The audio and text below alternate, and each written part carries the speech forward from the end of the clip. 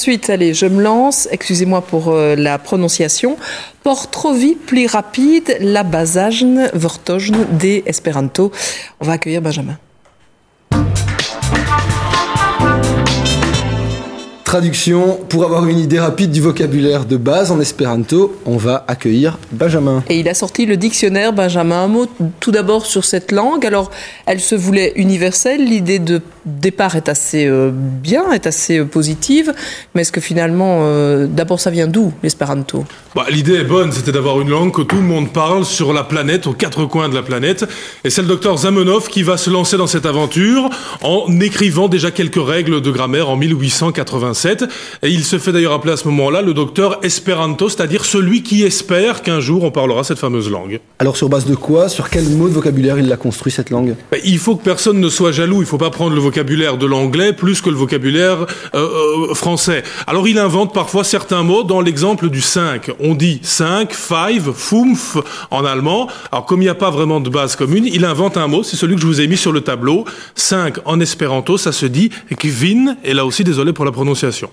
Et puis, l'intention est assez belle, mais j'aimerais quand même bien savoir qui parle cette langue. C'est vraiment une langue qu'on parle ? On ne sait pas très bien. Il y a entre 5 et 13 millions d'adeptes de l'espéranto dans le monde, et ça va parfois très très loin. On trouve des amateurs au Japon, on en trouve en Chine, on en trouve au Mexique. Et pour vous prouver qu'on en parle vraiment partout, eh bien dans une revue de naturistes, on a trouvé ça dans la documentation. Il y a un article sur l'espéranto. Il y a des choses un petit peu plus sérieuses comme le dictionnaire par exemple. Alors on peut aussi se former à l'école, c'est le cas à Louvain-la-Neuve où on donne des cours d'espéranto. L'émission sera un peu bilingue ce soir. C'est le reportage de Baudouin Cartevels. Mi estas Adrien. Mi estas Nicolas. Mi estas Marie. Mi estas Sébastien. Mi estas Xavier. Saluton. Saluton. Mi estas tre contenta revidi vin ĉiuj. Ces étudiants ont entre 16 et 20 ans et chaque semaine, ils se retrouvent dans une classe du lycée Martin V à Louvain-la-Neuve pour suivre le cours d'espéranto, cette langue à vocation universelle qui résiste depuis 120 ans au combat inégal que lui livre l'anglais. Une langue facile à apprendre ? Une langue très facile à apprendre. C'est-à-dire, les terminaisons sont toutes pareilles ? Tout à fait, tous les mots se terminent par « o ». Masculin, féminin, quelle différence ? Pour former le féminin, on ajoute le suffixe « in » au mot masculin. Un exemple ?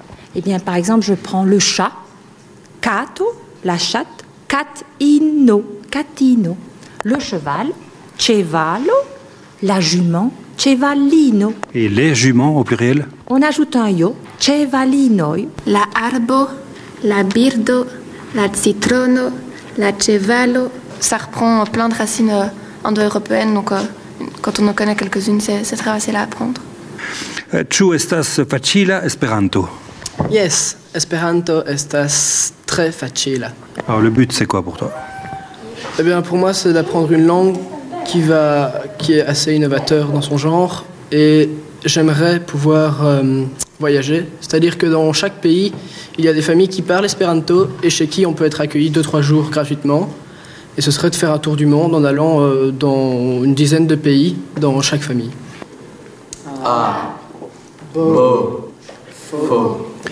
S'ils sont des millions dans le monde à correspondre en espéranto, les clubs belges rassemblent 1 millier d'adeptes de cette langue qui se chantent aussi. Hundo estas bona pesto, la dimanĉo estas festo, zimezum, zimezum, estas festo, boum, boum, boum. Et ça signifie le chien est une bête bonne et le dimanche est jour de fête. 6 mois suffisent à posséder l'espéranto, les verbes sont invariables, les règles grammaticales sont au nombre de 16. Une langue peut être un peu réductrice, mais qui permet d'échanger universellement l'essentiel, comme par exemple ce message-ci. L'émission au quotidien est excellente. Kaj nun bonvolu diri tion en Esperanto. La sendo au quotidien estas bonega. La sendo au quotidien estas bonega. On ne va pas se plaindre. Ils l'ont dit en espéranto, qu'ils le disent en anglais aussi, pourquoi pas. Bon, donc si on veut suivre des cours d'espéranto, ça ressemble quand même un petit peu à l'espagnol, je trouve. Il y a en tout cas des consonances assez proches de cette langue-là. C'est possible chez nous et pas uniquement à Louvain-la-Neuve. Oui, on peut suivre des cours à Bruxelles, à Namur, à Gand, dans le Limbourg, à Tirlemont, et puis aussi à Charleroi. Il y a toute une série d'associations. Alors ce soir, clin d'œil à l'association de Charleroi qui, sur son site internet, donne des cours. Voici le genre de tableau que vous pourrez trouver et utiliser pour apprendre. Ce sont les lettres un peu spécifiques avec la prononciation adéquate.